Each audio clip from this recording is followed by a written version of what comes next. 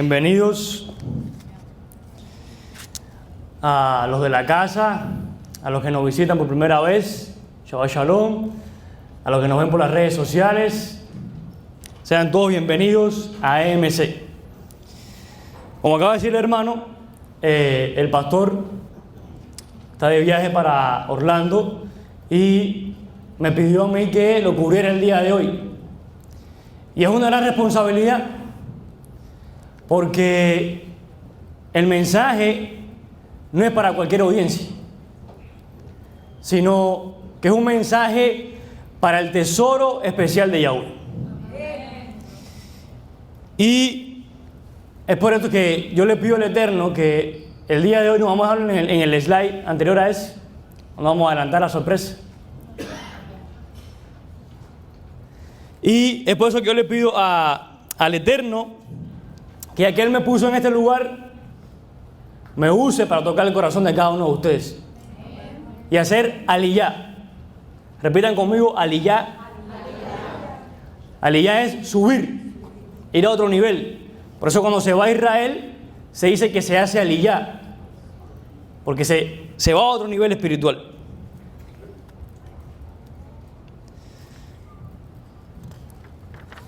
Y por esto también, y le hablo al tesoro especial del Eterno, le pido a cada uno de ustedes que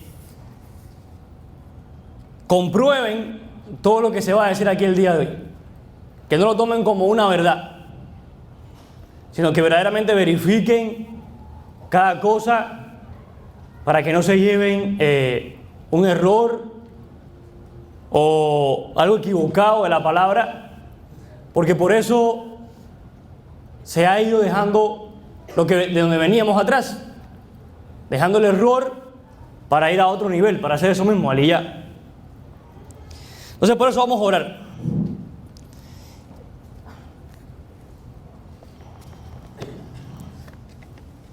Vamos a ponernos de pie, por favor, para orar y poner este tiempo en las manos del Eterno.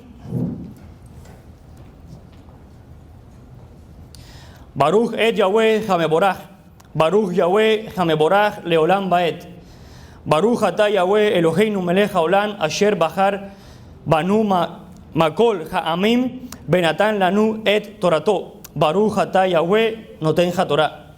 Bendigan a Yahweh el bendecido, bendito es Yahweh el bendecido por toda la eternidad. Bendito eres tú, Yahweh, nuestro Elohim, Rey del universo, que nos ha elegido de entre todos los pueblos y nos ha dado su Torah. Bendito eres tú, Yahweh, dador de la Torah. Abba Kadosh, Elohim de Abraham, de Isaac, de Jacob, te damos gracias por permitirnos ser parte de tu convenio, de tu pacto, el pacto que hiciste con nuestros padres y que lo confirmaste en el monte Sinaí. Gracias, Abba. Y te pedimos, Rey del Universo, que nos ayudes a santificarnos cada vez más como pueblo para dar una imagen digna y verdadera de ti, el Elohim de Israel. En el nombre de Yeshua HaMashiach, amén y amén.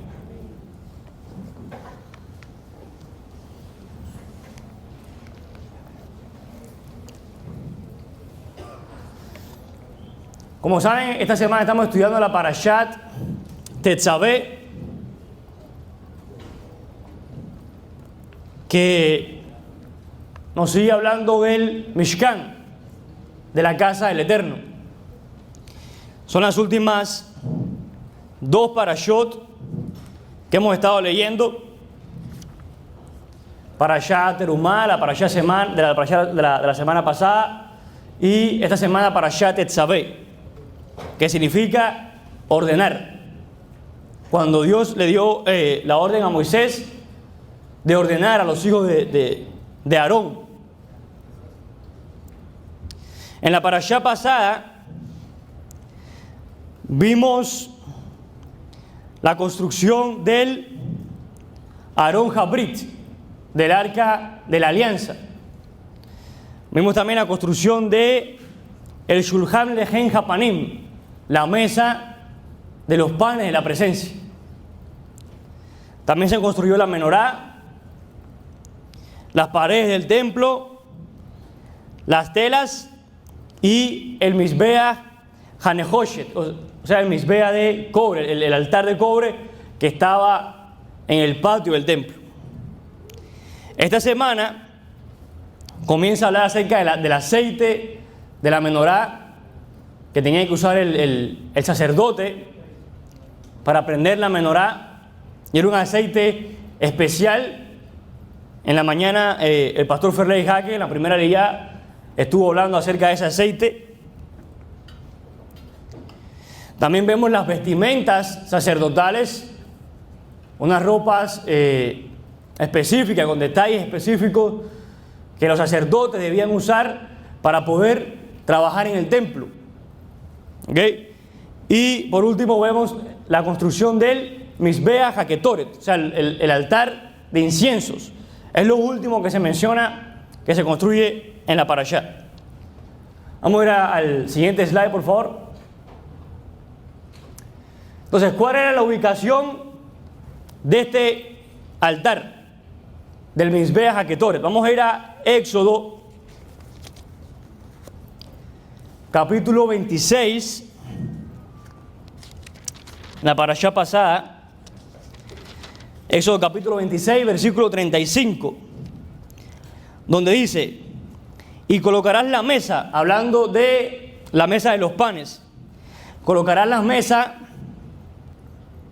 fuera del velo y la menorá frente a la mesa en el lado sur del tabernáculo, y la mesa la colocarás en el lado norte. O sea, ahí ven la menorá que está en el lado sur, y entonces la mesa de los panes quedaba al lado norte.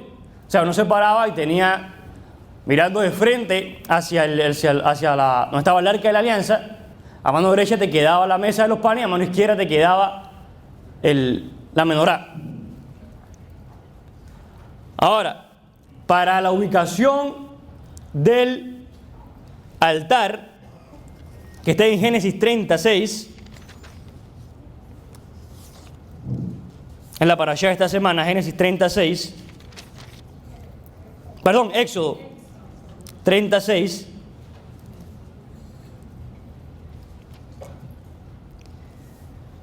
dice: lo colocarás delante del velo que está junto al arca de las tablas del testimonio, frente a la cubierta que está a las tablas del testimonio, donde estableceré mis reuniones contigo. O sea, el altar de incienso quedaba justo al frente del arca de la alianza. Estaban los dos, uno frente del otro, divididos por el velo que separaba el lugar santo del lugar santísimo. Vamos a ver el siguiente slide, por favor. Siguiente imagen.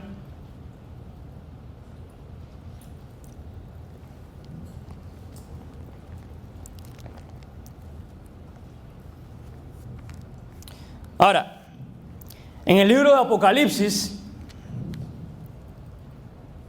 la mayoría o casi todo el lenguaje y la forma de hablar de Apocalipsis es con respecto al templo.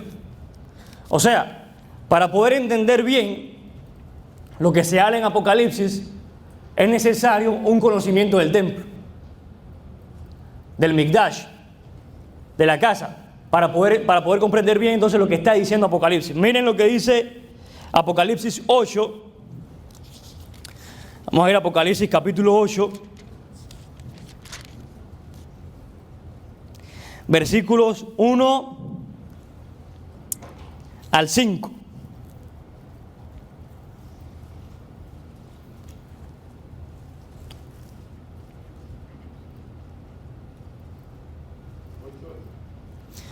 Apocalipsis 8, versículos 1 al 5. Esto lo vi yo justamente esta mañana presentando la haftará que me tocaba, y voy, me di cuenta de esto. Cuando vi la descripción que está dando Apocalipsis y conociendo las ubicaciones de los muebles del templo, me di cuenta de algo. Van a ver. Cuando él abrió, dice así: cuando él abrió el séptimo sello, se hizo silencio en el cielo por media hora. Eso tiene que ver con en el Sidur de oraciones, en el Sidur de oraciones que tienen nuestros hermanos judíos, hay una que se llama la Amidá. La Amidá eran originalmente 18 bendiciones, ahora hoy se hacen 19, pero originalmente eran 18 bendiciones. Esas bendiciones se hacen en voz baja. Se hacen en voz baja de modo de que los que están a tu alrededor no te escuchen, pero tú te puedas escuchar a ti mismo. Y cuando tú haces todas esas bendiciones, te toma alrededor de media hora. Entonces, este silencio que hubo en el cielo como por media hora tiene que ver con ese parte del Sidur de oraciones de la Amidá, de esas 18 bendiciones. Vio los 7 mensajeros que estaban delante de Elohim y se les dieron 7 trompetas. Ahora uno lee ahí la palabra trompeta y enseguida dice, no, Yom Teruah, el día de la trompeta. Pero en realidad en Yom Teruah no era la única fiesta que se hacía sonar la trompeta. En cada luna nueva se sonaba la trompeta. Y en Yom Kippur se sonaba lo que se conoce como la última trompeta, y era para declarar el año Yobel. O sea, se hacía cada 50 años. Porque desde ahí empezaba el año Yobel, el año de la restitución. El año donde si una persona había perdido su casa, su tierra, para poder traer sustento a su familia, en ese año se le restauraba todo. Todo lo que había perdido se le restauraba en ese año Yobel. Y en el año que ese año que tocaba Yom Kippur, o que empezaba tocaba la fiesta de Yom Kippur, para empezar ese año Yobel, se tocaba la trompeta.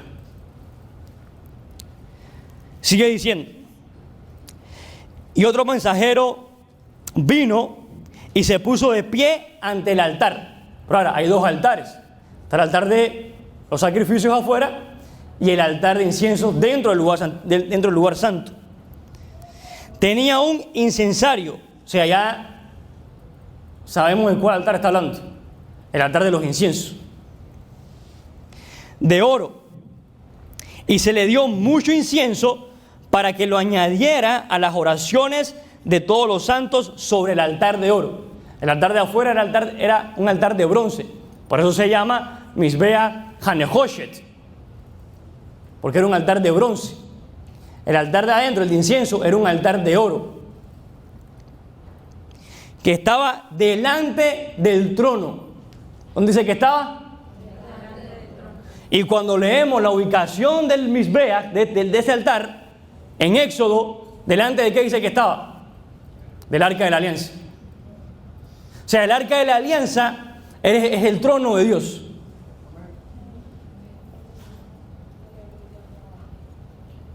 Por eso estaba en el lugar santísimo. Y nadie podía entrar a ese lugar. Solamente quien el rey lo permitiera. ¿Y quién es que el rey lo permitiera? El sumo sacerdote. Y no podía entrar cuando él quisiera.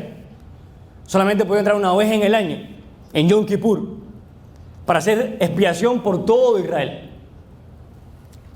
Vamos a seguir leyendo. Y eso es lo que está hablando acá. Este ángel, que viene con el incensario de oro, y solamente en Yom Kippur se usaba el incensario de oro, según lo vemos en Hebreos 9. Solamente en Yom Kippur se usaba el incensario de oro, el resto del año se usaba uno de plata. Y el humo del incienso con las oraciones de los santos subió de la mano del mensajero en presencia de Yahweh. Y el mensajero tomó el incensario y lo llenó con fuego el altar y lo arrojó sobre la tierra. Y produjeron truenos y estruendos y relámpagos en un terremoto. Y un terremoto. Entonces, con el libro de Apocalipsis y conociendo la ubicación que nos enseña la Torá, podemos saber de que este arca del pacto, no sé si lo pueden ver ahí en la imagen que el velo que es como medio transparente, ahí justo detrás se ve el arca. Estaban los dos uno enfrente del otro. Y el libro de Apocalipsis te dice que este altar estaba frente del trono. Y ahora vamos a entender un poco más acerca de esto. Vamos a ver a la siguiente imagen, por favor. Ahora, como ven ahí, así es como estaba organizado el campamento de Israel en el desierto. Estaba el Mishkan en el centro y alrededor, de una manera en específica, como también lo ven aquí atrás, el Mishkan en el centro y alrededor estaban las 12 tribus. Esto lo aprendí esta semana con el maestro Rico Cortés, un video que él tiene, una enseñanza acerca de esto, y lo estuve compartiendo con varios hermanos durante la semana también. Que él dice, él enseña lo siguiente: ¿qué tiene que ver esta organización del campamento con Egipto? Recordemos que los israelitas salieron de Egipto. Y Moisés era prácticamente un egipcio, toda su vida se crió en el palacio del faraón. Ahora, en Egipto, cuando ellos se iban a la guerra, el faraón se quedaba en el medio del campamento. Y todos los escuadrones rodeaban el campamento del faraón. Entonces, ¿cuál es el mensaje que está transmitiendo en la manera en que está organizada el campamento de Israel? Que el rey de Israel está en el centro y es Dios. Por eso el libro de Apocalipsis dice que el arca es el trono de Dios. Entonces, tenían una guerra psicológica también contra las naciones, contra todos los pueblos que ellos iban a guerra. ¿Por qué? Porque cuando ellos iban a la guerra, cuando Israel se iba a la guerra, ¿qué decía? Que tenían que ir con el arca de la alianza. El arca del pacto tenía que ir con ellos juntos a la guerra. Entonces, cuando los sacerdotes llevaban el arca, por las barras que tenían, se lo colocaban así, ¿a qué se parecía? A los reyes, que lo llevaban en sus tronos sentados. Entonces Israel vencía todas las guerras. Estas naciones veían al trono, no veían a nadie sentado y decían, ¿pero su rey dónde está? Porque todos están acostumbrados a que un Dios tenía que tener una imagen, cada ídolo tenía que tener una forma que se pudiera ver para adorarlo, y ven el arca de la alianza y no hay nadie encima de ellos. Y dice, ¿y el rey de ellos, el que le dio la victoria, dónde está? Por eso cuando Pablo, vemos en el libro de los Hechos, cuando Pablo va a este lugar donde están todos los dioses, y cada dios tiene su forma, y cada dios tiene su nombre abajo, hay un espacio vacío que dice el Dios que nadie conoce. Y no hay ninguna imagen para ese Dios. Entonces cuando las naciones veían el arca de la alianza y nadie sentado en ese trono, por eso ningún hombre se podía llevar la gloria, no había un rey, que dijeran, gracias a ese rey tuvieron victoria. Entonces Israel decía, Adonai es tu Elohim. Y todos decían, fue Dios, el Elohim invisible. Elohim de Abraham, de Isaac y Jacob, fue el que le garantizó la guerra, el que le garantizó la victoria a este pueblo. Vamos a la siguiente imagen, por favor. Ahora, aquí estamos viendo el tabernáculo con el altar de incienso al frente y mirando hacia afuera. La menorá sigue el lado sur, la mesa el lado norte, y mirando en línea recta tienes adelante el lavatorio donde los sacerdotes se lavaban las manos y los pies antes de entrar al lugar santo o antes de ofrecer un sacrificio. Por eso en Shabbat nos lavamos las manos. Y después dicen, no, yo no creo en rituales. No tiene nada que ver con rituales, es el templo, es un recordatorio del templo. Está diciendo que tú eres un sacerdote. No tiene nada que ver con rituales o con nada de eso. Es algo que viene del templo. Y justo delante del lavatorio, en línea recta, estaba el Mizbeach HaNehoshet, o el altar de bronce, de sacrificios. Y delante del altar de sacrificio, en esa imagen no se ve, pero estaba la puerta para entrar donde los israelitas venían y dejaban sus ofrendas o sus sacrificios para que el sacerdote fuera y lo sacrificara en el altar. Ahora vamos a ir a la siguiente imagen. Ahí lo estaríamos viendo desde la puerta hacia adentro del tabernáculo. Vemos el altar, el lavatorio, no sé si se ve ahí, y más adelante vemos de donde sale el humo, vemos el Baruch Hashem. Eso nos va a ayudar un poquito esto. Ok. Gracias. Ok, gracias. Entonces, acá ven este sería el Mizbea Hanehoshet, o el altar de los sacrificios. Y esto que ven acá es el lavatorio. Luego allá al final, de donde sale el humo, estaría el Mizbea Haketoret, el altar de inciensos, donde se levantaban los inciensos. Y justo detrás del altar de incienso estaba el arca de la alianza. O sea, quedaría así, en esta forma. El altar, la puerta, el altar, el lavatorio, el altar de incienso y el arca de la alianza. Si alguien estudia esto y encuentra algún error, estoy abierto a cualquier tipo de cambio. Esto es la información que yo tengo. No es que sea 100% así, por eso les digo que vayan y estudien y confirmen lo que se está hablando. Pero bueno, esto es lo que tenemos. Todo quedaba en línea recta. Ahora, el plan de restauración desde el Mishkan. Vamos a ver cómo el Mishkan, el tabernáculo, recuerden lo que dijo el Eterno a Moisés: haz el tabernáculo según lo que se te enseñó en el monte. Según lo que viste en el monte, va a ser el tabernáculo. Y Rab Shaul, que nos dice que todo esto es sombra de lo que ha de venir. O sea, todo esto nos está hablando de lo que pasaría en el futuro. Entonces vamos a ver el plan de restauración desde el Mishkan. Lo primero que vemos es, aquí estaría la puerta, donde venían los israelitas, se acercaban a la puerta, el sacerdote los recibía, ellos entregaban su ofrenda y después se llevaba al altar. Ahora, ¿la puerta quién es? Juan, capítulo 10. Él es la puerta.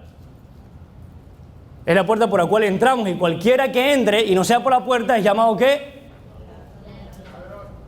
Un usurpador, exacto. Un salteador. Ahora, ¿qué pasa? Muchos entran por la puerta, se enamoran del árbol del conocimiento del bien y del mal y abandonan el árbol de la vida y dicen: no, esa no es la puerta ya. Entonces, si no entraste por la puerta, eres un... Si tú dices que esa no es la puerta y que no entraste por ahí, ¿en qué te conviertes? Tenemos el altar de incienso. Entonces, muchas personas se pasan mucho tiempo aquí, escuchando acerca del Mesías, se les habla, y dicen sí, pero no hay nada en su corazón que los motive a hacer algo, a dar un cambio. Mucha gente en el mundo conoce al Mesías o ha escuchado hablar del Mesías, pero eso no ha cambiado nada en sus vidas, siguen como antes. No han hecho nada, están en la puerta, están ahí en la entrada, no han entrado todavía. Está luego, bueno, el siguiente paso sería entrar, reconocer que Él murió por ti, fue un sacrificio para perdonar tus pecados, para restaurarte, para levantarte. La ofrenda en el sacrificio, la ofrenda en el Mishkan, por el pecado, ¿cuál era el propósito? La importancia no era que tú trajeras un animal o no, era que cuando tú trajeras el animal y lo sacrificaras, tú entendieras de que de eso que está pasando al animal te debía haber pasado a ti, por haber quebrantado la ley. de que ese precio que está pagando el Cordero lo deberías haber pagado tú por haber quebrantado la ley. Por eso cuando leemos en Isaías capítulo 1, que el Eterno dice que los sacrificios que traían los israelitas para él no tenían ningún valor, porque su corazón seguía exactamente igual, traían ofrendas y sacrificios y no había ningún cambio en ellos. Entonces, cuando nosotros reconocemos o entendemos lo que el Mesías hizo, que murió por nuestros pecados para purificarnos, para limpiarnos y restaurarnos, entonces aceptamos su sacrificio. Y lo siguiente es la inmersión. Por eso está mal pensar que por hacer una oración, ya, o sea, que la oración puede sustituir la inmersión. De que por la oración de fe ya estás dentro, ¿no? Tienes que seguir el protocolo que dejó el Mishkan establecido, el templo establecido. No puedes tú traer tu orden, tu forma de hacer las cosas, tienes que seguir lo que ya se estuvo establecido. Entonces la persona ya reconoció al Mesías como el que pagó por él, se sumerge en las aguas en el nombre del Mashiach Yeshua, y si sigue más allá, si no se queda solamente en la mikve, sino que sigue buscando más, se encuentra con la menorá. Ahora, la diferencia de estar aquí y estar aquí es que este lugar era alumbrado por la luz del sol. Esa era la luz que había ahí, la luz del sol. Y son ese tipo de personas que no quieren esforzarse mucho. Ya, aquí estoy bien. No quiero seguir más adelante. Esa luz del sol que alumbra a todo el mundo me sirve a mí también. Que necesitan ver las cosas para creer. No, cuando pase tal cosa, entonces yo sí, ya. O cuando vea tal cosa, o cuando el Eterno me responda tal petición. Necesitan las cosas, ver las cosas para entonces dar el paso. Ahora, la diferencia entre ese y el que está aquí es que aquí la luz solamente viene de la menorá. Aquí solamente la luz viene de la menorá. Y la menorá se encendía con un aceite. Y ese aceite representa el Ruach HaKodesh, el espíritu de santidad. Cuando vamos a Isaías 11:1, que nos habla de los 7 niveles espirituales que hay, es referencia a la menorá. Cuando en Apocalipsis se nos habla de los 7 espíritus de Yahweh, es referencia a la menorá. Y los que están aquí son solamente los que son guiados por el Espíritu. Y ellos son los que son llamados hijos de Dios, según Hechos 27. Entonces tenemos acá la menorá, que representa el Espíritu del Eterno. Y del lado acá tenemos la mesa de los panes. Y los panes representan la Torá. Entonces acá solamente están los que son guiados por el Ruach y los que su único sustento es la palabra. Los sabios enseñan que el pan del templo, del pan que había en el Mishkan, que se ofrecía, se traía cada Shabbat, era lo que garantizaba el sustento a todo Israel. Y enseñan que ahí se usa ahí el Eterno no es que crea de la nada, sino que usa lo que ya, la materia que ya está para crear. O sea, pone el ejemplo de el profeta Elías, cuando habla de Elías, de que dice que de un tarro de aceite salió el suficiente aceite para llenar cuantos tarros vinieran. Así, de ese pan que había ahí, salía el suficiente para sustentar a todo Israel. Que un sacerdote, con solamente tomar una migaja de ese pan ya quedaba totalmente lleno. Porque de ahí salía el sustento, la parmesán, para todo Israel. Y luego, ¿qué tenemos? El altar de sacrificio.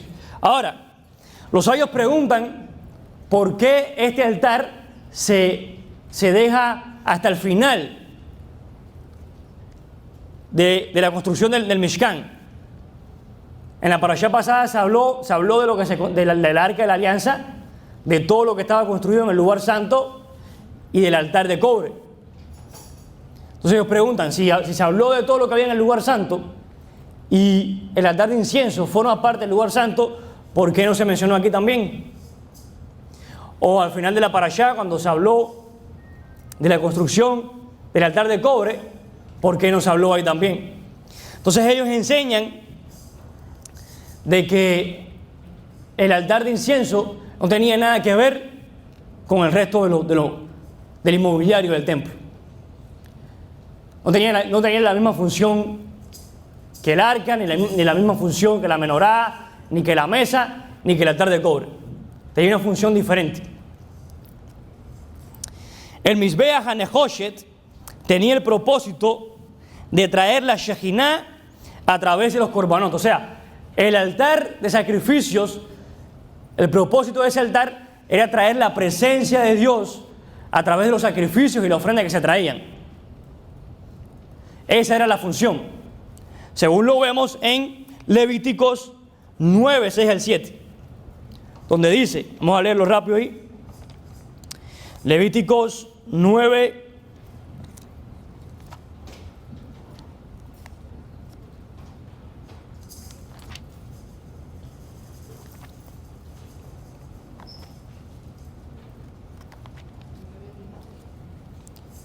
9, 6 al 7. Levíticos 9, 6 al 7.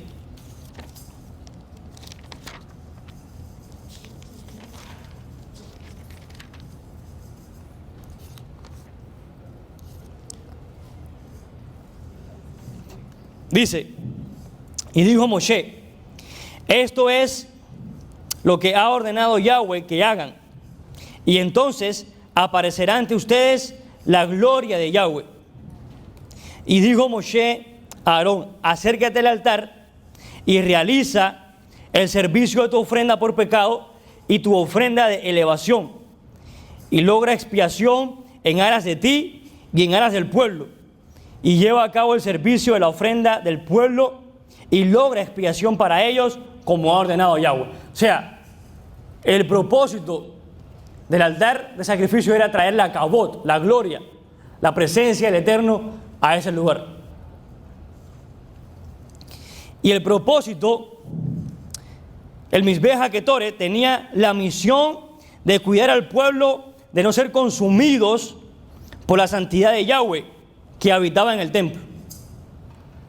O sea, el altar de incienso venía a apaciguar la ira de Dios. Por eso vemos en una de las plagas que hubo, que fue una plaga que hubo en el desierto para los israelitas, que fue una de las plagas donde más murieron, la solución que hubo fue que Aarón pasara con el incensario, pasando con el incienso del Mishkan por todo el pueblo, para apaciguar la ira de Dios. También vemos que cuando hubo la rebelión de Korah, que dijo Moshe, traigan a cada cual su incensario mañana y el Eterno decidirá quién es él y quién no. O sea, el incensario tenía la misión de apaciguar, de cuidar al pueblo. Eso está en el comentario del Humash y en el comentario de Rabbeinu Bayá, para los que quieran buscar, confirmar la información. Ahora,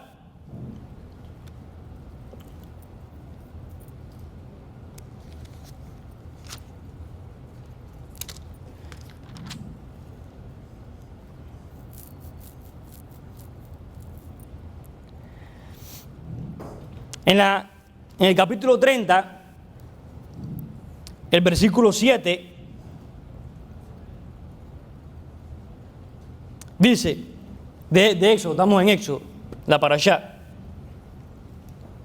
quemará como ofrenda Aarón sobre el incienso de especias. Cada mañana, cuando limpie las lámparas, lo quemará como ofrenda.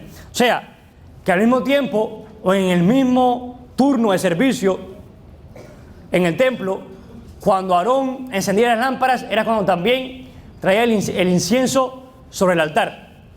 Y los sabios entonces preguntan, ¿qué hay de común o qué tienen que ver la menorá con el altar de incienso? Porque los dos servicios se hacían juntos. Entonces dicen esto: la menorá, ¿qué tiene? Luz. Y el incienso, ¿qué creaba? Un humo. Cuando el sumo sacerdote iba a entrar en Yom Kippur al Kodesh HaKedoshim, donde estaba el Arca de la Alianza, el lugar santísimo, como vimos en Apocalipsis, tenía que venir con el incenciario y llenar bien primero el lugar de humo, que estuviera bien repleto, bien lleno de humo, de modo que cuando entrara no pudiera ver nada. Entonces, eso te habla del amor y el temor. ¿Por qué? Porque con la luz te viene a mostrar, te viene a enseñar todo. Y con el fuego la menorá viene a traerte ese calor. Pero con el humo del incienso no ves nada, entonces caminas con temor. Tienes que estar seguro bien de lo que vas a hacer, porque no ves nada, no estás seguro. Y entonces te habla del amor y del temor. Del temor para servir al Eterno, para guardar sus mandamientos, caminar en santidad, y el amor que eso los trae a uno. Esto tiene que ver con Deuteronomio 10:12.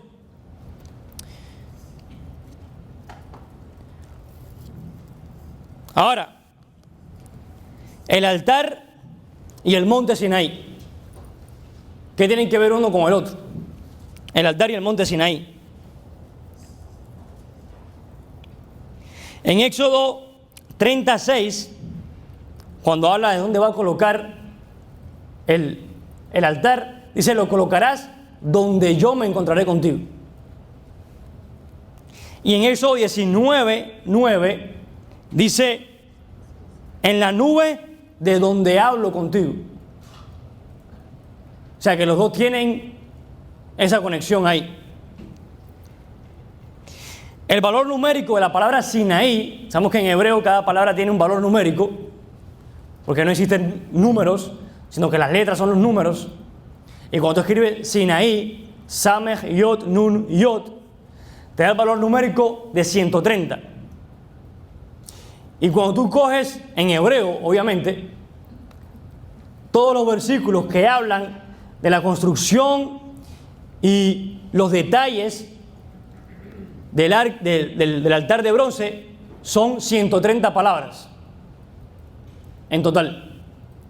Por eso se hace la conexión entre Sinaí y el altar de incienso. Ahora, en el Mizbeach, en el altar, ¿qué tenemos?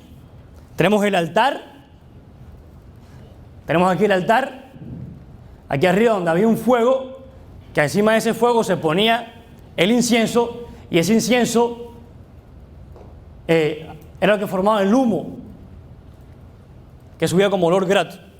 Ahora, en el monte Sinaí, ¿qué tenemos?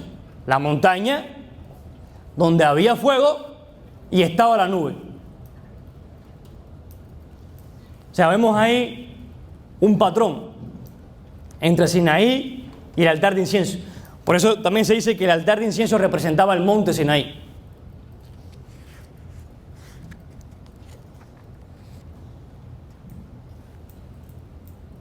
Entonces, cuando una persona, siguiendo el plan de restauración que veníamos hablando, hace el ritual de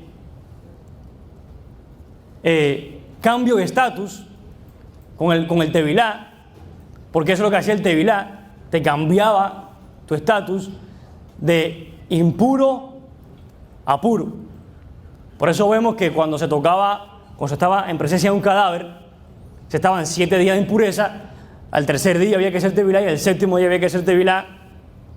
Cuando la mujer sale de su periodo, tiene que hacer tevilá.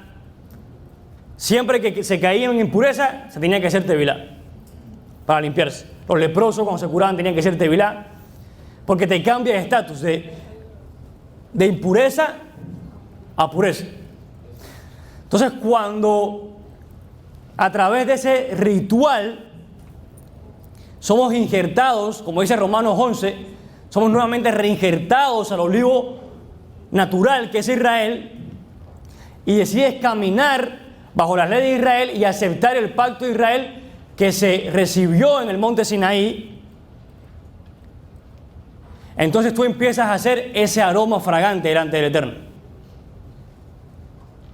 Ese incienso que sube como aroma fragante delante del Eterno. Entonces, luego de esto, venía el lugar Kodesh HaKedoshim donde no se podía entrar, porque era el trono del rey. Él solamente entraba quien el rey dejaba entrar. Por eso vemos en la historia de Esther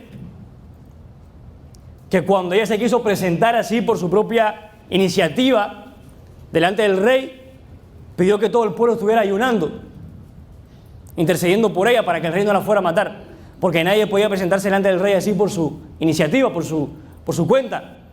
Tiene que esperar que el rey la llamara. Pues así sucede con el rey de Israel. Tienes que esperar a que él te llame y el lugar donde él te quiera poner. Si no te deja pasar de ahí, tú no pasas de ahí. Si te dice, ahora tienes que estar aquí, tú estás ahí. Porque eres el rey. Y tú no declaras dónde quieres estar, ni decretas dónde quieres estar, ni profetizas dónde va a estar. Es donde el rey diga. Y el rey de ahí no dejaba pasar. Aquí intenté hacer un video con esta aplicación, vamos a ver si funciona. Se me pierde el vaso aún. Ok, así como le decía, estaba en la puerta donde empezaste a escuchar acerca del Mesías, se empezó a hablar, a lo mejor tú no entendías o no querías escuchar o querías seguir en tu mundo, pero de repente hiciste teshuvá. Teshuvá significa retornar, dar una vuelta. Entonces recibiste el sacrificio del Mesías en el altar.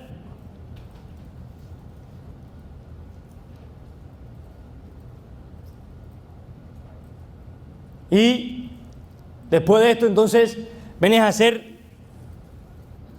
tu ritual de conversión a través del tevilá.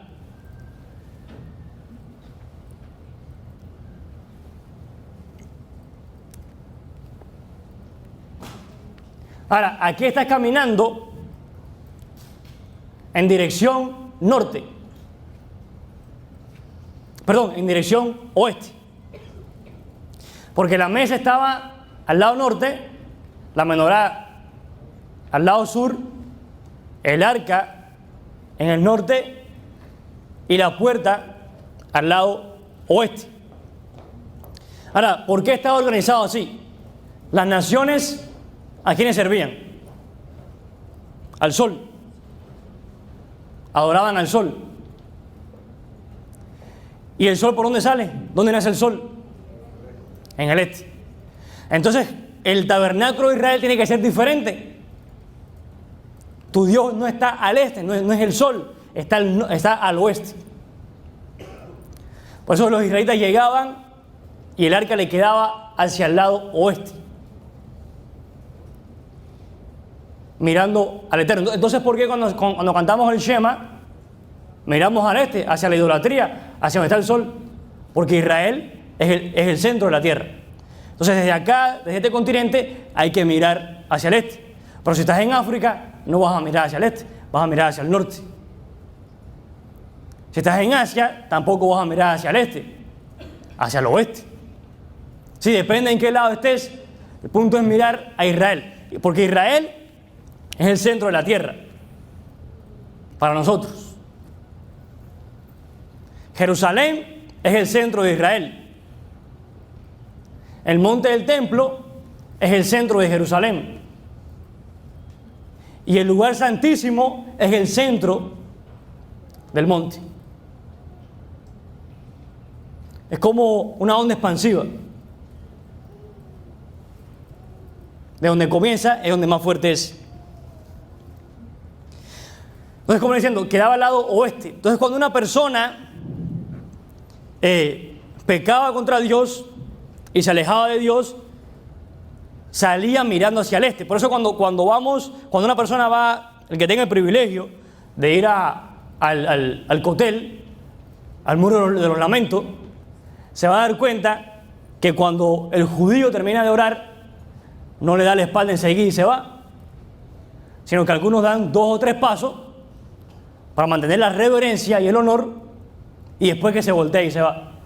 Ahora, los ultraortodoxos, los que son más estrictos en ese caso, se van caminando hacia atrás, para no darle la espalda en ningún momento, porque ese muro es lo más cercano que tenemos hoy al templo. Entonces, cuando una persona salía de ahí, nadie salía, ok, ya terminé y me fui, punto. No, que darle una reverencia porque ahí está el trono de Dios. Entonces se sale con una reverencia. Ahora, el que no le importaba, salía y se iba, dándole la cara al sol, a la idolatría. Por eso, ¿qué decimos? Hazte Shuvá. Shuvá, ¿qué significa la palabra Shuvá? Dar una vuelta. Deja de mirar la idolatría, de adorar el sol, y mira hacia el oeste, hacia el trono de Dios, y empieza a adorar al Dios verdadero. Entonces vamos a el tema de hoy: las vestiduras reales, las vestimentas reales, restaurando el honor.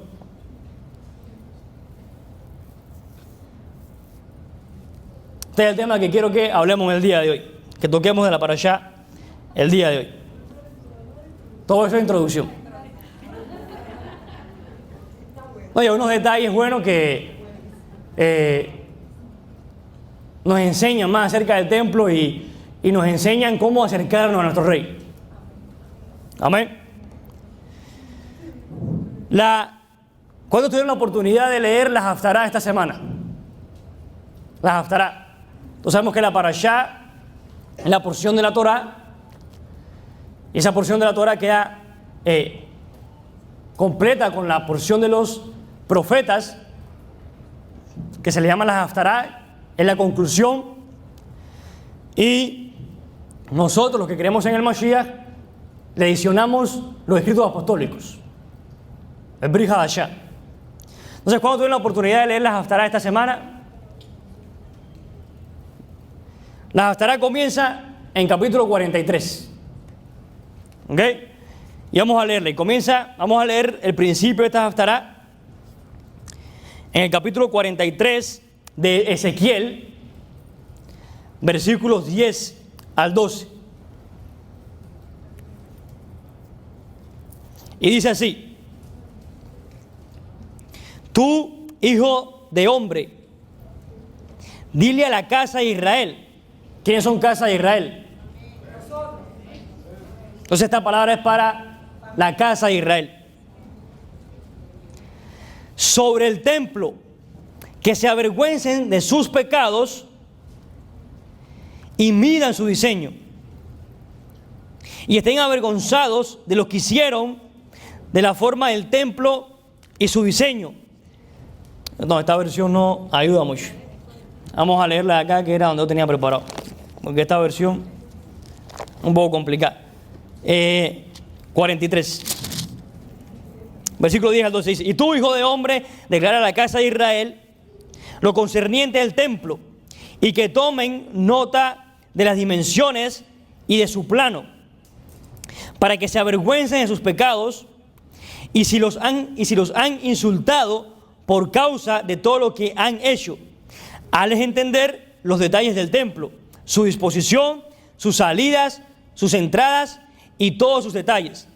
Escribe en su vista todos sus estatutos, todos sus detalles y todas sus instrucciones, para que guarden todos sus detalles y todos sus estatutos y los pongan por obra. Estas son las instrucciones acerca de la casa, sobre la cumbre del templo.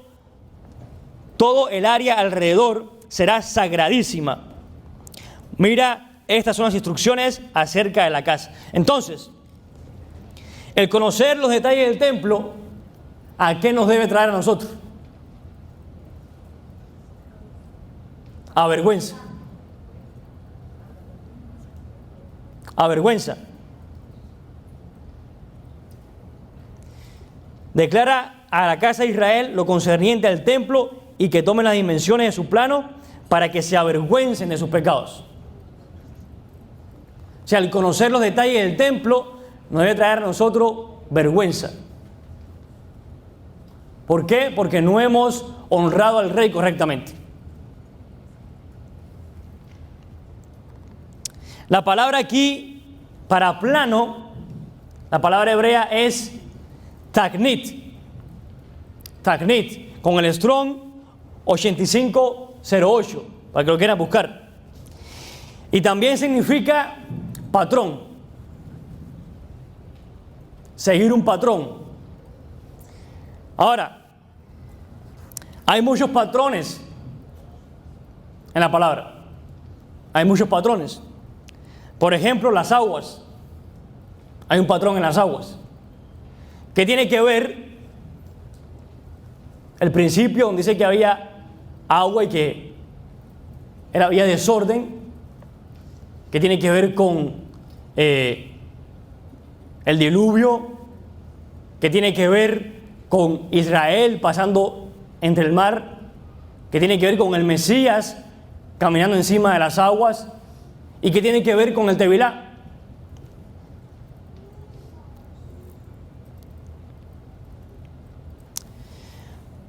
En el principio había agua y todo estaba desordenado. Antes de la creación. Vemos el diluvio universal. Todos los hijos en Egipto, todos los hijos de Israel, cuando fueron sacados de Egipto, pasaron por medio del mar de los juncos, entre las aguas. Todos los hijos de Israel en Egipto fueron echados en el agua por el faraón para matar a todo varón de Israel. Y solo Moisés sobrevivió. Israel pasa por las aguas y sobrevive. Egipto pasa y muere. Yeshua camina sobre las aguas y todos nosotros entramos nuevamente en Israel a través de las aguas. Ahora, ¿qué tiene que ver todo esto? Aquí hay un patrón. Las aguas significan juicio.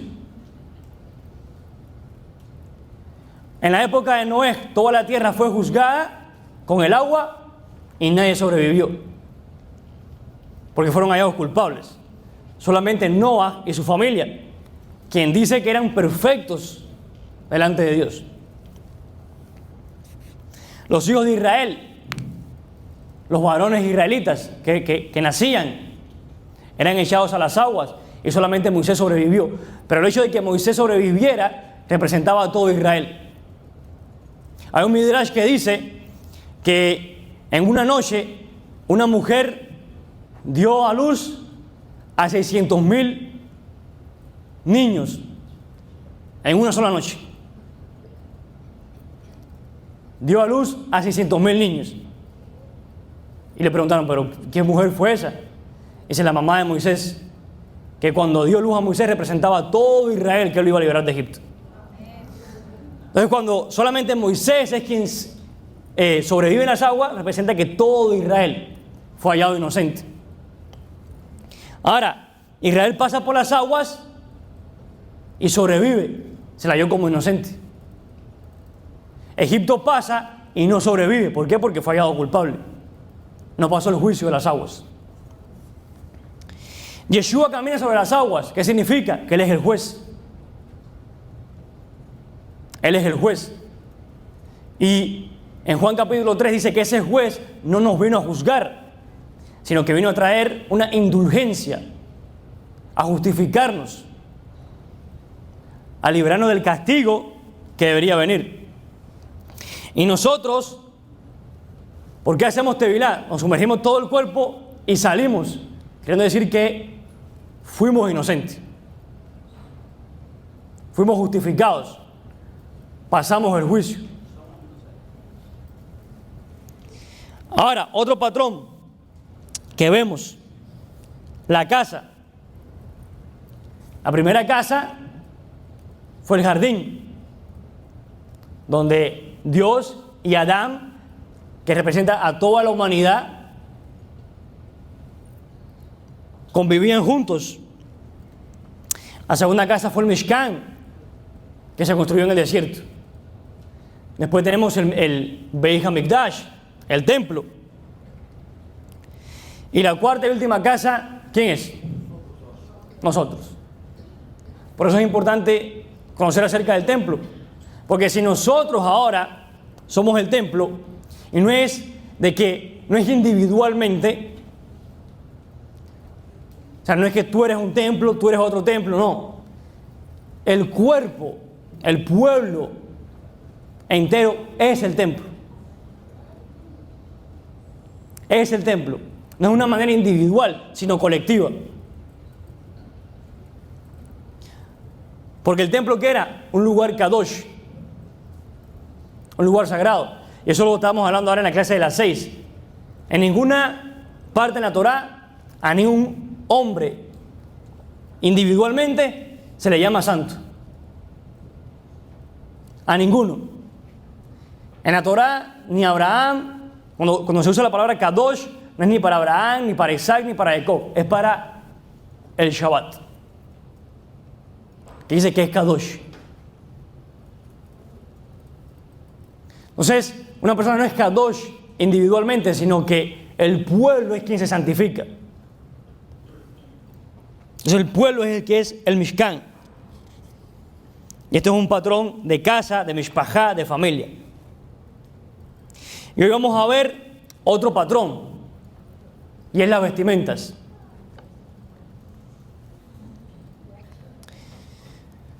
En la Tanaj, en la palabra, el tema de la vestimenta tiene que ver con restaurar el honor de la persona, tener bondad con tu prójimo, restaurarlo, ponerlo en un lugar de dignidad. Por ejemplo, vamos a leer Éxodo 22, Éxodo 22, versículos 24 al 26.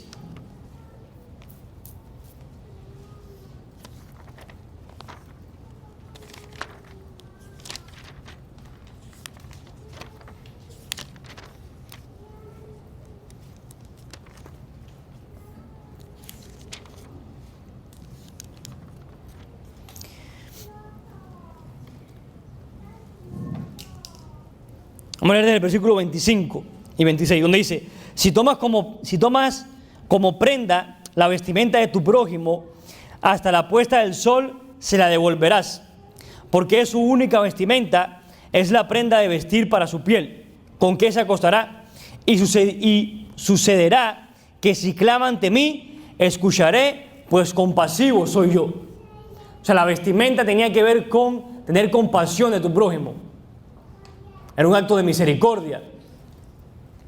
En Isaías 58:7 habla de que el verdadero ayuno, o en tu día de ayuno, que tiene que ver con la festividad de Yom Kippur, el día de Yom Kippur, tienes que salir y vestir al desnudo, darle de comer al hambriento, cuidar al necesitado, porque tiene que ver con este tema de el Gesed, la misericordia, la bondad. Ezequiel 18:7 también nos habla de eso, y Job 31:19 al 20. Job 31:19 al 20. Entonces vamos a empezar con los patrones de vestir. Y comenzamos con Adán en el capítulo 2.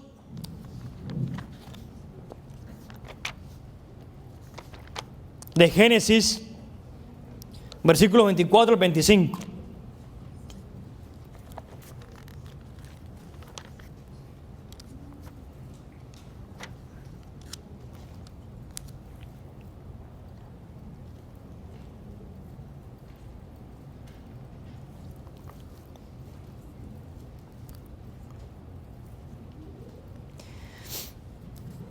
Dice, por ello el hombre dejará a su padre y a su madre y se unirá a su mujer y se transformará en una sola carne.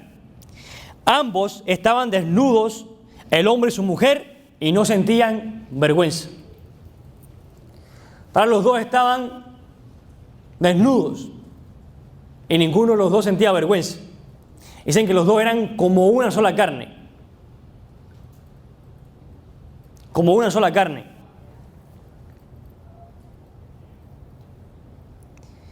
En Israel, cuando una persona traía la deshonra, no traía la deshonra solamente para él, sino para todo el pueblo. Todo el pueblo, toda la comunidad quedaba en deshonra por causa de él.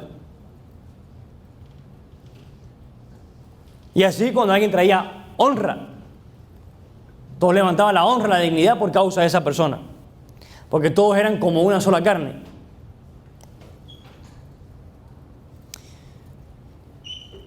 Cuando leemos en el versículo 3:11, el capítulo 3, versículo 11,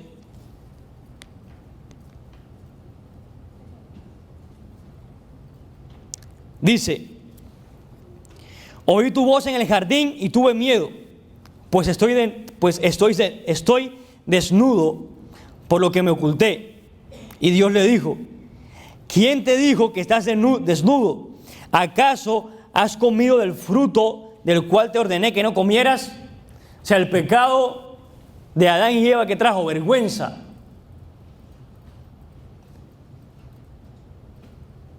Y tiene que ver con lo que estamos hablando ahora del templo. Le dieron la espalda a Dios. Se fueron a esconder del Eterno. Entonces, cuando el Eterno los sale a buscar, que ellos sienten esta vergüenza por su desnudez, ¿qué hace Dios? En el versículo 21.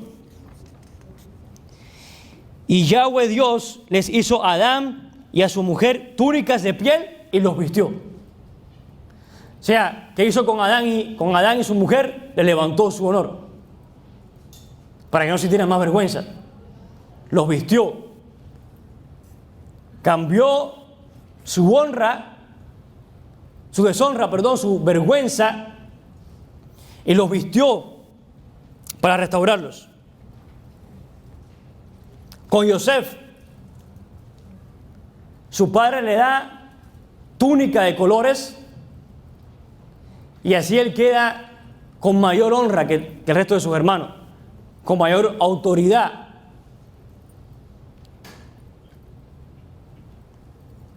También en el capítulo 41, cuando el faraón lo llama, que él estaba en la cárcel, dice que le dieron vestimentas nuevas de dignidad para que él se fuera a presentar delante del faraón. Israel, cuando sale de Egipto,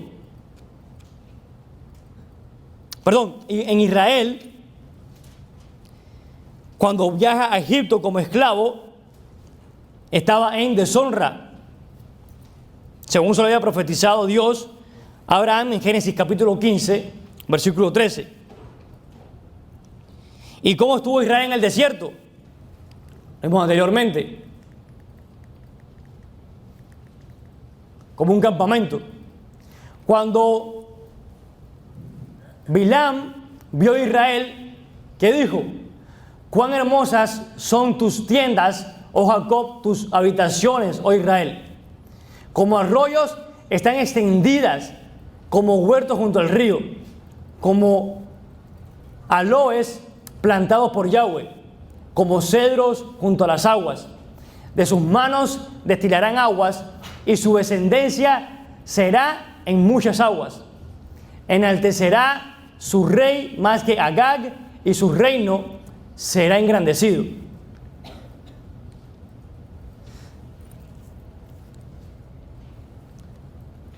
Ahora, en ese versículo ahí encontramos algo interesante, y es que se le compara a Israel con los cedros, con los árboles.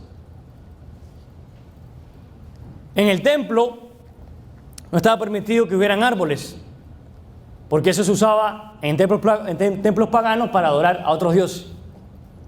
Entonces, ¿cuáles eran los árboles del templo? Los levitas.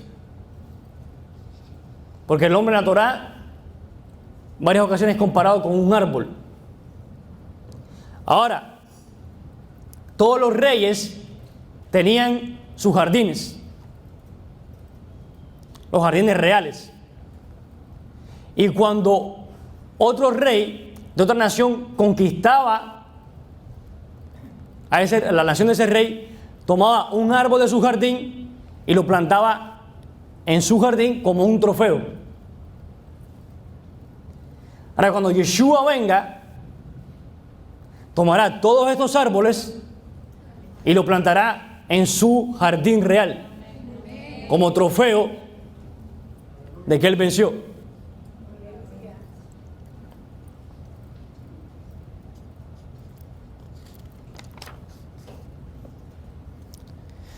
Entonces ahí fue como Dios cambió la vestimenta de Israel, de un pueblo esclavo a campamento de Elohim, de Yahweh Tsebaot. O sea, ellos en el desierto no estaban todos regados como le diera la gana, como estaban en Egipto. No, sino que estaban organizados como un campamento. Vistió a sus sacerdotes con ropas de dignidad y de honra, como está escrito en Éxodo capítulo 28, 2.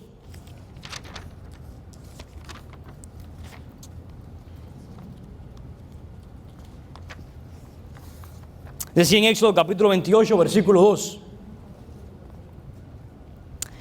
Harás vestimentas de santidad para Aarón, tu hermano, para gloria y esplendor. O sea, ¿cuál era el punto de mostrar de que ya no eran un pueblo esclavo? Coger la dignidad de Israel y levantarla, restaurar la honra. Tienen que mostrar gloria y esplendor. Ya no pueden mostrar más la esclavitud de Egipto, la deshonra y la vergüenza. La historia de Mefiboset, ¿cuántos la conocen?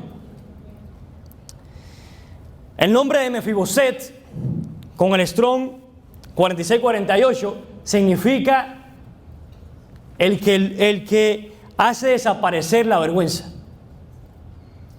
Eso significa Mefiboset, el que hace desaparecer la vergüenza. Cuando vamos al segundo libro de Samuel,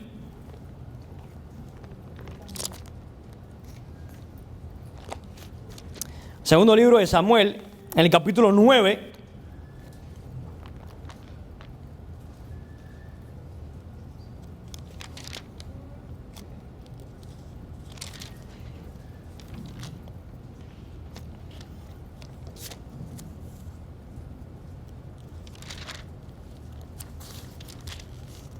dice así, 9, versículo 1. David preguntó: ¿hay alguno que haya quedado aún de la casa de Saúl a quien yo pueda mostrar bondad, misericordia, por amor a Jonatán? Entonces David estaba buscando mostrar su misericordia con algún hijo de Saúl. Y en el versículo 6, después de que se le habla de Mefiboset, en toda la desgracia que estaba Mefiboset en la tierra de Lodebar, que vivía como un indigente, dice en el versículo 6 al 8: y cuando Mefiboset, hijo de Jonatán, hijo de Saúl, llegó a donde David, cayó sobre su rostro y se postró. Y David le dijo: Mefiboset. Y él respondió: aquí está tu siervo. Y David le dijo: no tengas temor, que yo te mostraré bondad por amor a tu padre Jonatán. Te devolveré todas las tierras de tu abuelo Saúl. Además, tú comerás siempre a mi mesa. ¿Qué hizo David con Mefiboset? Restauró su honor. Lo levantó de un lugar de deshonra, un lugar de indignidad, a un lugar de dignidad, de honor.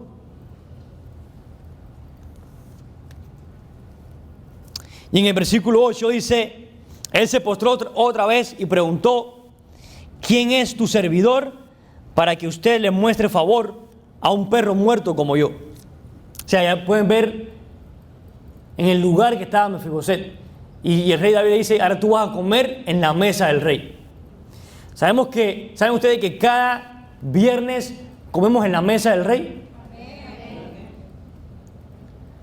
Cuando en la creación, cuando Dios finalizó su creación, dice que descansó. En ese momento quedó entronado como rey. El Shabbat es el entronamiento del rey. Es el momento donde paramos todo lo que estamos haciendo y decimos: tú eres el rey de la creación. Yo no me voy a preocupar por mi sustento, yo no me voy a preocupar por si mañana voy a tener o no, yo me voy a preocupar porque tú eres el que trae la provisión. Lo que pasa es que nosotros no estuvimos en el desierto y no experimentamos el maná. Porque cuando Israel estuvo en el desierto por 40 años, fue como Dios criando a un niño chiquito. Le enseñó. Con el maná le enseñó a guardar el Shabbat. Porque 6 días podían recoger la porción. Pero el séptimo día, por mucho que buscaran, no iban a encontrar nada. Porque no iba a aparecer nada. Pero el sexto día habían recogido, ¿qué? La doble porción. Entonces en cada Shabbat nos sentamos a comer con el rey. Así como Mefiboset. Y dice el versículo 13: Mefiboset vivía en Jerusalén porque comía regularmente en la mesa del rey. Y eso somos cada uno de nosotros en Shabbat. Porque el rey levantó nuestro honor. El sumo sacerdote Yahoshua, en Zacarías 3. Vamos a ir a Zacarías, profeta Zacarías, capítulo 3.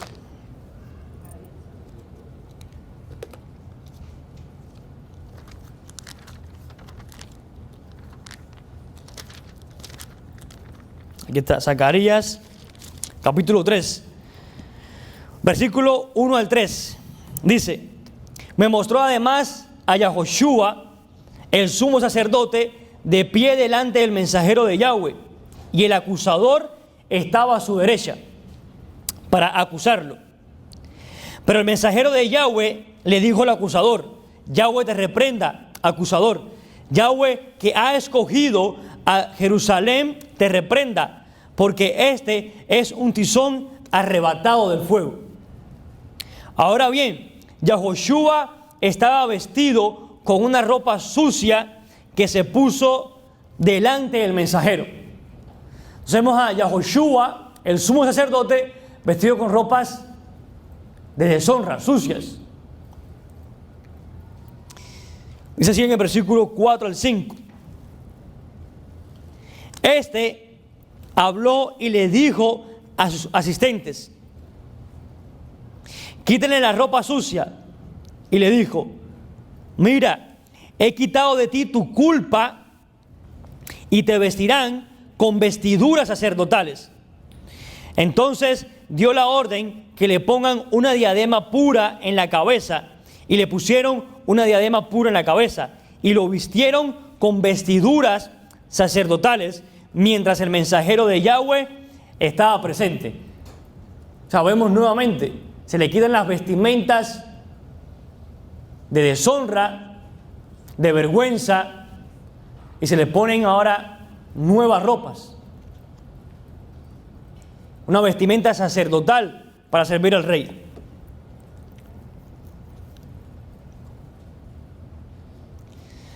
El hijo pródigo, también lo vemos. Vamos a ir a Lucas, capítulo 15, y todos saben quién representa el hijo pródigo.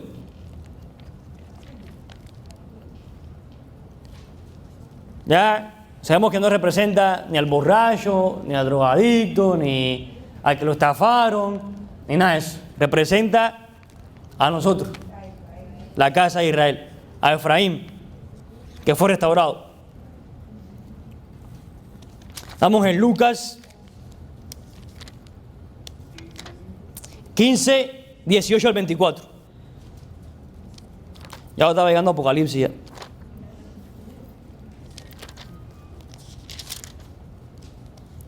Dice así: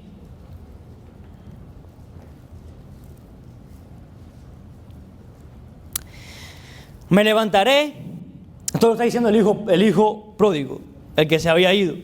Me levantaré, iré a mi padre y le pediré y le diré: Padre, he pecado contra el cielo y ante ti.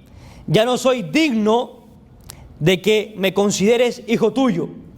Trátame como a uno de tus jornaleros. O sea, él se sentía en vergüenza, en humillación por todo lo que había pasado con él. Así que se levantó y fue a su padre. Cuando todavía estaba lejos, su padre lo vio y se llenó de compasión, corrió y se echó sobre su cuello y lo besó. El hijo le dijo: Padre, he pecado contra el cielo y ante ti, ya no soy digno de que me consideres hijo tuyo. Pero su padre le dijo a sus siervos: saquen enseguida el mejor vestido y vístanlo, y pónganle un anillo en la mano y calzado en los pies. Traigan al ternero cebado y mátenlo. Comamos y alegrémonos. Porque este hijo mío que estaba muerto y ha vuelto a vivir, estaba perdido y lo hemos hallado. Y comenzaron a festejar. Entonces le cambió su vestimenta de deshonra y trajo, dice: tengan las mejores vestiduras que hay para mi hijo, que estaba muerto y ha regresado. Entonces, todos estos ejemplos de cambiar las vestiduras, cambiar el estatus, restaurar la honra y dignidad de una persona, son patrones que nos ayudan a entender lo que el Eterno hizo con nosotros. De cambiar nuestro estatus de deshonra a un nuevo estatus de dignidad, de honra. Entonces podemos entender con una mayor comprensión lo que el Mesías dijo en Lucas capítulo 4. Ahí mismo en Lucas, el capítulo 4, versículo 16 al 21.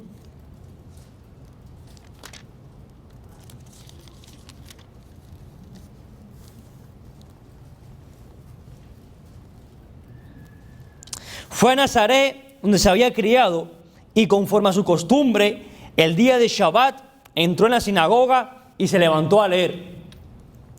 Se le entregó el rollo al profeta Yeshayahu, Isaías, y cuando abrió el rollo, encontró el lugar donde estaba escrito: el Espíritu de Yahweh está sobre mí, porque me ha ungido para anunciar la buena noticia a los pobres. Me ha enviado para proclamar libertad a los cautivos, vista a los ciegos, para poner en libertad a los oprimidos y proclamar el año agradable de Yahweh. Después de enrollar el pergamino y devolverlo al asistente, se sentó, y los ojos de todos en la sinagoga estaban fijos en él.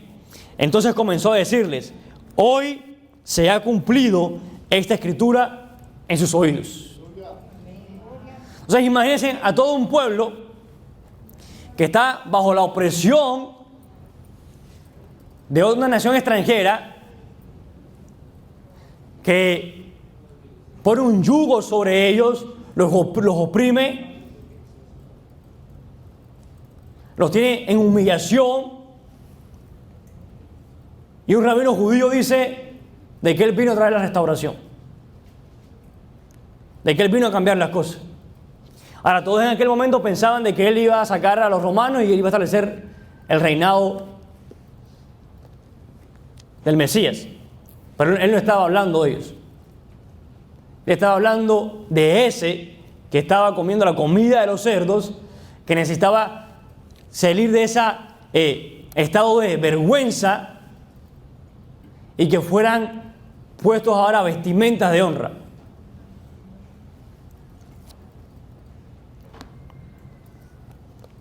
Ahora, ¿cuál es el año agradable de Yahweh? El año Yobel, donde a cada persona se le restauraba todo lo que había perdido. Sus tierras, sus casas, sus pertenencias, todo. La libertad, todo lo que había perdido se le restauraba.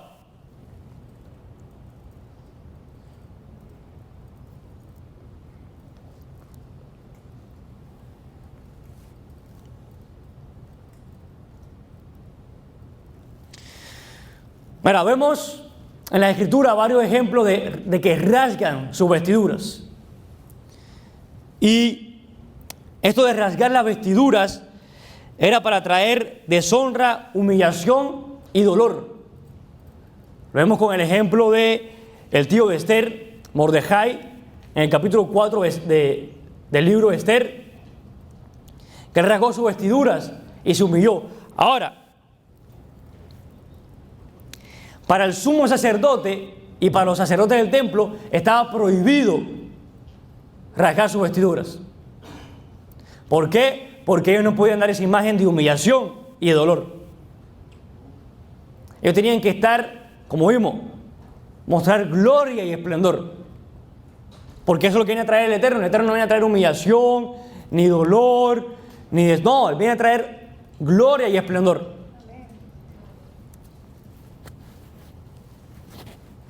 Cuando leemos 1 Corintios,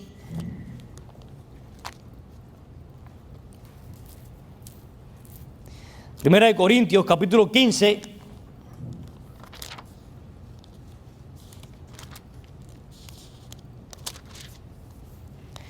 versículo 52,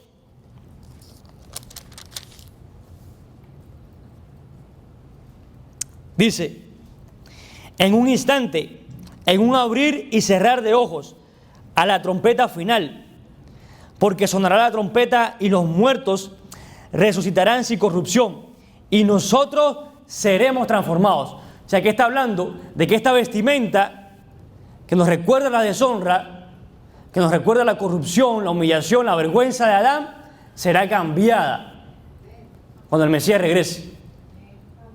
Será transformada porque ya no recordaremos más nuestra humillación, ni recordaremos más nuestra deshonra, sino que ahora vamos a vivir junto al Rey, en gloria, en honor, cuando Él regrese.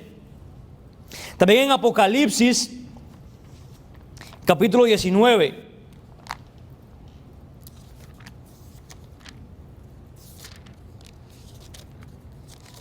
el versículos 8 al 10.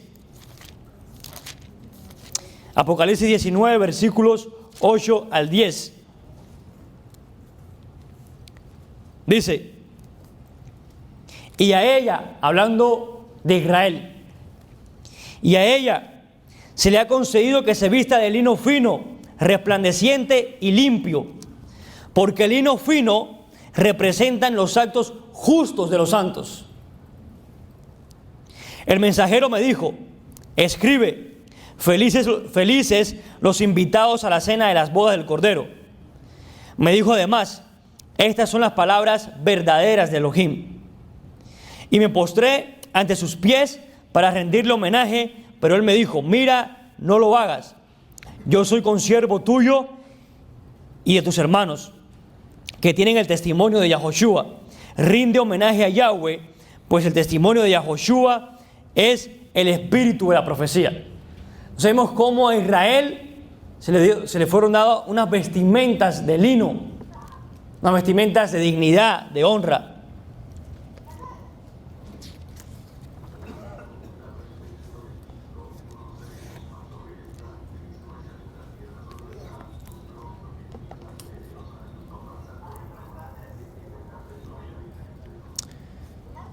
Es necesario entender que nuestras vestimentas han sido cambiadas. De que ya no tenemos vestimenta de humillación, ni de dolor, ni de honra. Perdón, ni de deshonra. Sino al contrario, vestimentas de honras. Vamos a ponernos en pie, por favor, para recibir esta palabra. En Jeremías 30,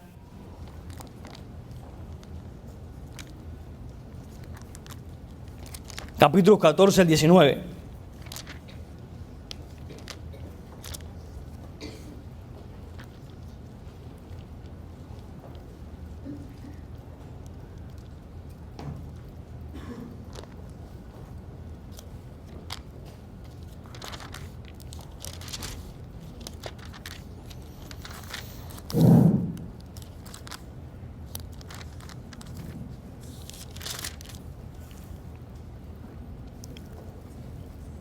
Dice así: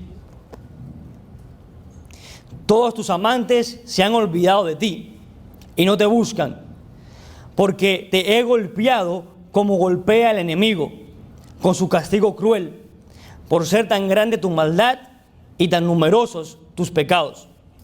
¿Por qué gritas por tu golpe si tu dolor es incurable? Te hice eso por ser tan grande tu maldad y tan numerosos tus pecados. Ciertamente, todos los que querían devorarte serán devorados. Todos y cada uno de tus enemigos irán en cautiverio. Los que te despojan serán despojados. Y a todos los que te saquean los entregaré al saqueo. Pero yo traeré sanidad y te curaré de tus heridas, declara Yahweh.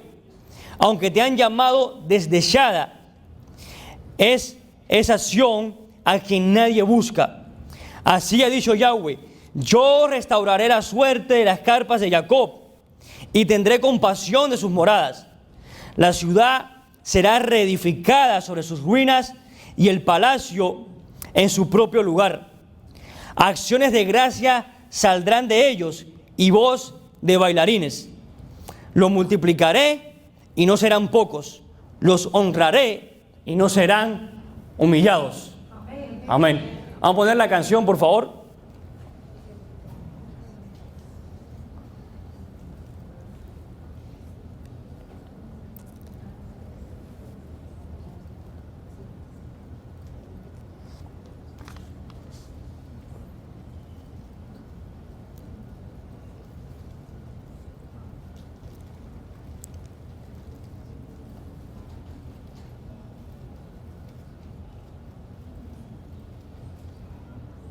Si la tienen ahí, si no la tienen, no. Está bien, no te preocupes. Vamos a orar. Abba Kadosh, enséñanos, Padre, de que ya no debemos caminar más en deshonra, sino honrando tu nombre a cualquier lugar que llegamos, Padre.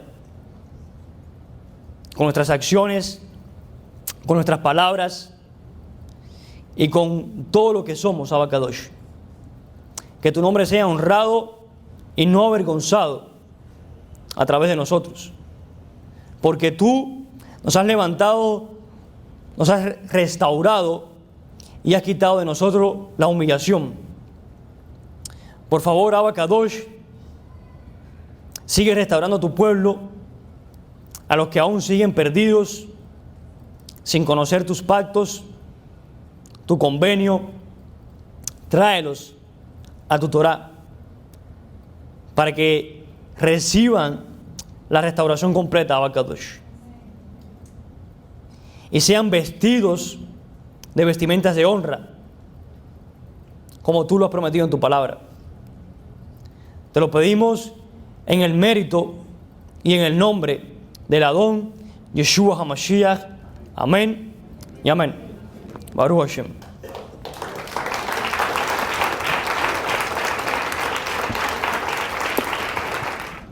Bueno, amados hermanos, los invitamos que repitan después de mí la oración del pan, después del vino.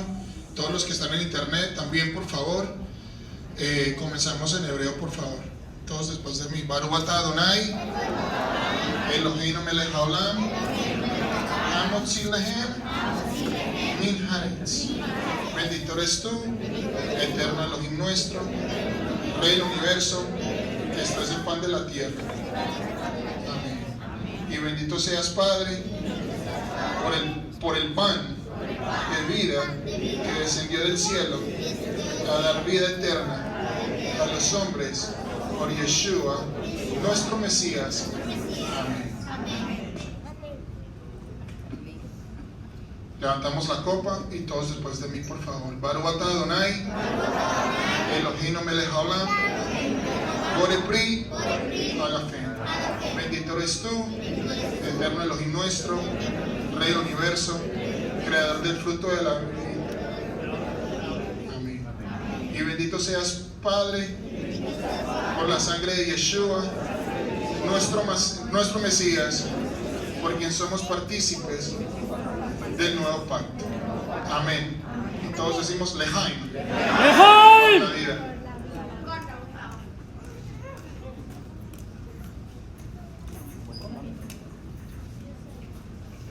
Vamos a hacer la bendición por las luminarias. Baruch atah Adonai, Eloheinu melech haolam, Borei meoreh haesh. Bendito eres tú, eterno Elohim nuestro, Rey del universo, creador de las luminarias de fuego. Amén. Que nuestra semana esté iluminada por la luz de la Torá y por el Ruach de nuestro Mesías en todo lo que hagamos. Amén. Bendito eres tú, Yahweh, Elohim nuestro, Rey del universo, que hace la distinción entre la luz y las tinieblas, entre lo sagrado y lo profano, entre Israel y las demás naciones, y entre el séptimo día y los 6 días de actividad. Bendito eres tú, Yahweh, que hace la distinción entre lo sagrado y lo profano. Y un pueblo gozoso dice: ¡Shabbat!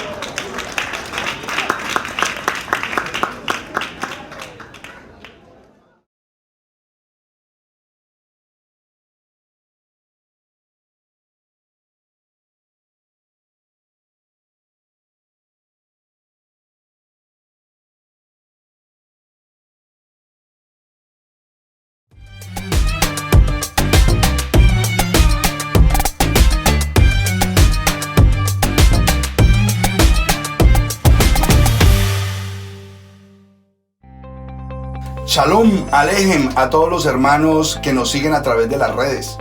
Este es el pastor Diego Higuita de EMC Shalom Internacional y tenemos un canal en YouTube, EMC Shalom Internacional, un canal de raíces hebreas que los está invitando a que se suscriban al canal, a que le den clic a la campanita para que les estén llegando las notificaciones, y a través de los videos que tenemos en YouTube usted pueda ser edificado.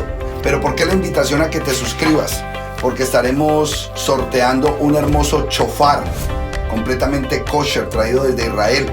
Un hermoso shofar que estaremos entregando antes de la fiesta de Pesach. Vamos a esperar cuántos hermanos se suscriben y hacen comentarios a nuestros videos. Queremos que nuestra audiencia crezca y sea bendecida, porque la información que estamos lanzando a través del canal de YouTube es una información que edifica la vida del creyente, que nos lleva a nuevos niveles de entendimiento espiritual y nos consolidan como la casa de Israel. Nos estamos preparando para el segundo gran éxodo, cuando el Mesías Yeshua venga a recoger a su pueblo, y queremos que tú y tu familia estén bendecidos con este instrumento precioso llamado shofar. Inscríbete y forma parte del sorteo que haremos de un hermoso shofar antes de nuestra festividad de Pesach en este próximo año 2019. Shalom, soy el pastor Diego Higuita, EMC Shalom Internacional. Se les ama. Shalom, shalom.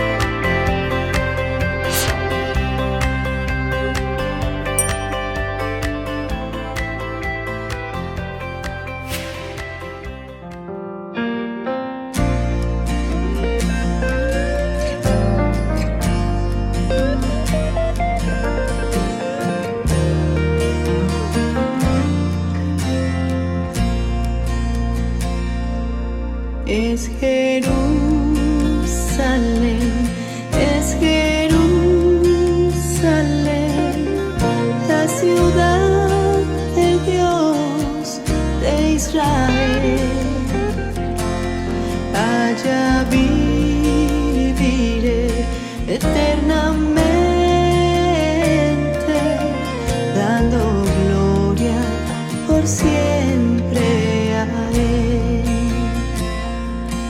En Jerusalén cantaremos hosana y gloria al Rey. Tendremos nuevo hogar con mar de cristal. Los escogidos moraremos allí. Vamos todos y entremos en las bodas del Cordero, anhelo está. Vamos todos y entremos, no olvidemos el banquete celestial. Vamos todos y entremos en las bodas del Cordero, anhelo está. Vamos todos y entremos, no olvidemos el banquete celestial. Oh, en Jerusalén, precioso